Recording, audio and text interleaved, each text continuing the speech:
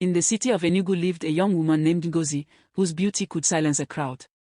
Her skin glowed like the evening sun, and her laughter softened even the hardest hearts. But beyond her beauty was a kind spirit, humble, gentle, and full of dreams. She fell deeply in love with Ebuka, a poor mechanic who fixed bicycles under a mango tree near her street. Every evening, after helping her mother, she sneaked out to see him.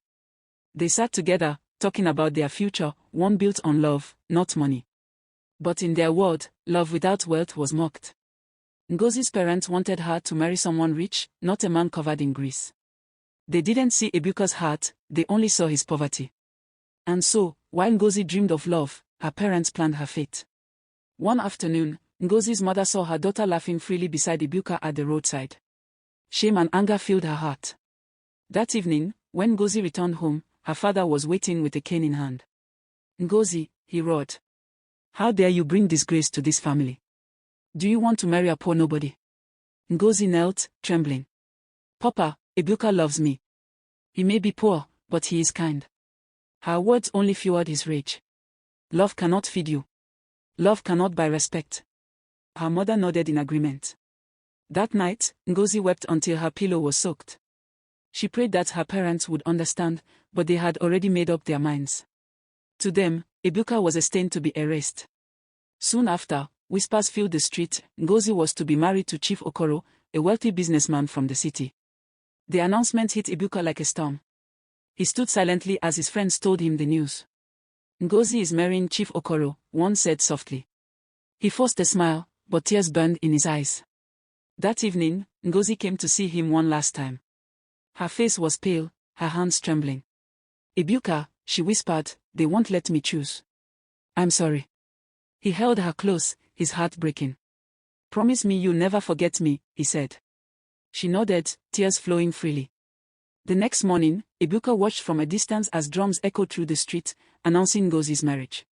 The once happy laughter he knew was replaced by the cold sound of celebration. He turned away, walking into the city with nothing but pain in his heart.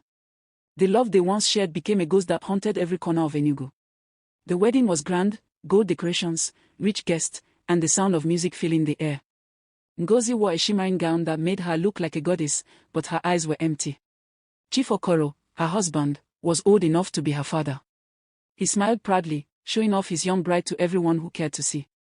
Yet, behind that smile was darkness, one that no one could see. That night, as Ngozi entered her new home, she felt a chill in her spirit. The mansion was filled with strange masks, red fabrics, and carvings she didn't understand. Chief Okoro watched her closely, his face unreadable. "You're mine now," he said with a heavy voice. Ngozi forced a weak smile, but deep inside, she felt trapped. The world admired her beauty, but she had become a prisoner of wealth. Days turned into weeks. Ngozi's laughter faded, replaced by silence. Chief Okoro became harsh and controlling. He forbade her from leaving the mansion without permission. Servants whispered about midnight visitors who came dressed in black robes. One evening, she overheard him on the phone saying, "Soon, the sacrifice will be complete." Her heart pounded. "Sacrifice," she whispered to herself. Fear crept into her soul. That night, she prayed and begged the heavens for help. Her dreams were filled with fire and shadows, strange hands reaching for her. Meanwhile, her parents were busy enjoying the riches Chief Okoro sent to them, bags of rice, money, fine clothes. They didn't know the price their daughter would soon pay. As thunder rolled across the night sky, Ngozi looked out through her window, tears streaming down her face. Something dark was coming, and she could feel it. It happened on a cold night. Chief Okoro told Ngozi to dress in white. "We are visiting a sacred place," he said, his eyes glowing strangely. They drove deep into a forest outside the city, where red candles burned and drums echoed faintly in the distance. Ngozi's heart raced. "Why are we here?" she asked. Chief Okoro smiled faintly.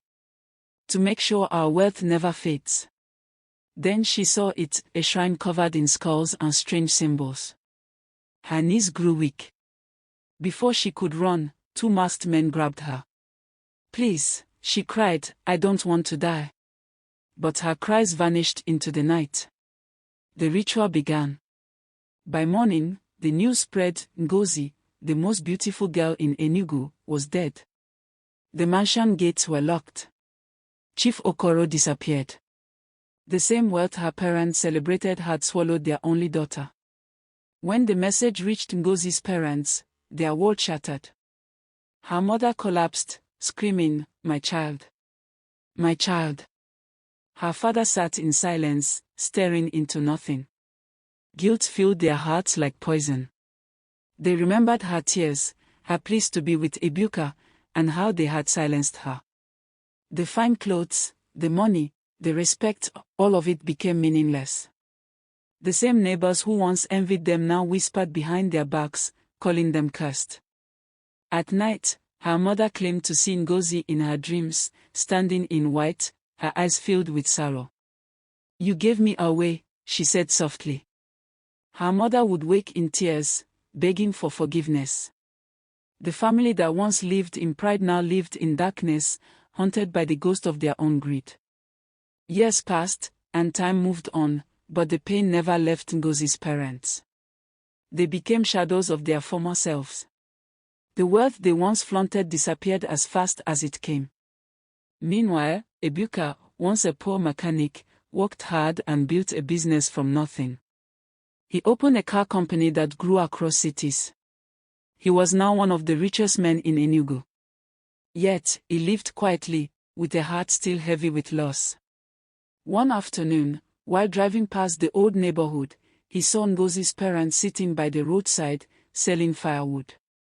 He stopped his car and walked toward them. They looked up and froze. The man before them was no longer the poor mechanic they mocked. "Ebuka," her father whispered, his voice shaking. Ebuka nodded silently. The old man's eyes filled with tears. "We wronged you, my son," he said softly. Ebuka only looked at them with sadness. "I didn't come to mock you," he said gently. "I came to say I forgave you long ago." Her mother broke down in tears, covering her face. "If only we had listened, our daughter would still be alive."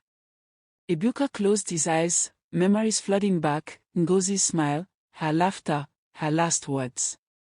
"She deserved better," he said quietly. He handed them an envelope. Inside was money. "Start again," he whispered. Then he walked back to his car. As he drove away, her parents cried bitterly, holding the envelope with shaking hands. That night, Ngozi's parents sat in silence under the same moon their daughter once admired. They remembered everything, their pride, their greed, and their loss. "We chased wealth and lost our soul," her father murmured. Her mother nodded weakly.